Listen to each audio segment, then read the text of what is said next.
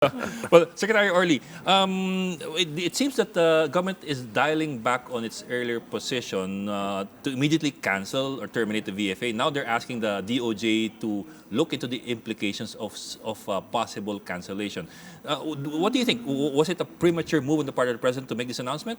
No, to me, I just look at it as part of the dynamics of the relations of nations. When you come to think of it, we only have one treaty ally, and that's the United States.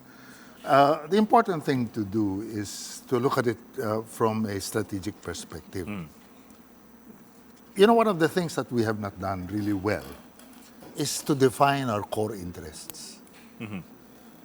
China has it very clear. They say, okay, Tibet is ours, Taiwan is ours, and the whole South China Sea is ours. So we know where they stand. And of course, And that's what they teach their kids as that's well. why they say, Lucian Pai says that China is a civilization pretending to be a nation. So talagang nasa DNA nila yung strategic thinking.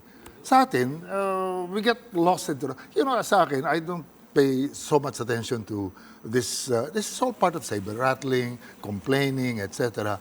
But in the long term, what should determine whether we are to retain or remain in support of the Visiting Forces Agreement is our own national interests. And that has to be very well defined. Now, we have to remember, we have not even gotten to the state wherein we have identified our threats strategically. There are those who say that the real threat is really China, because when you come to think of it, they have been successful in their hybrid warfare. Some pundits have called it salami, some have called it stealth warfare. And a Salami, system. that's a new one for me. Salami.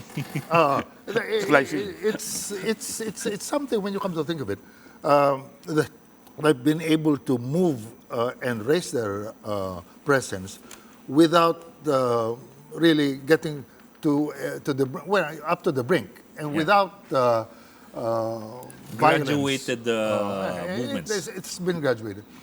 Tayo, we are very particularistic. We are personalistic and particularistic, and we focus on the small things, etc., and make it the whole story. I think this is an opportunity for us to discuss strategically what we want to do in defense of our sovereignty, our people, and our territorial integrity.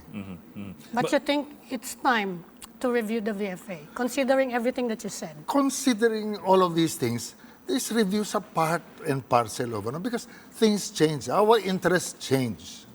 There was a time I was one of the senators, the 12 senators who voted against the bases.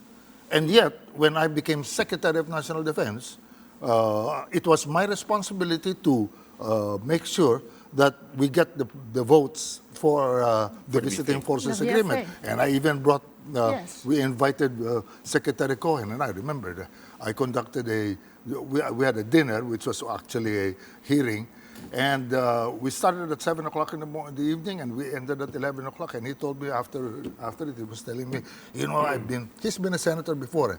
I've been to Senate hearings, never have I been detained so long.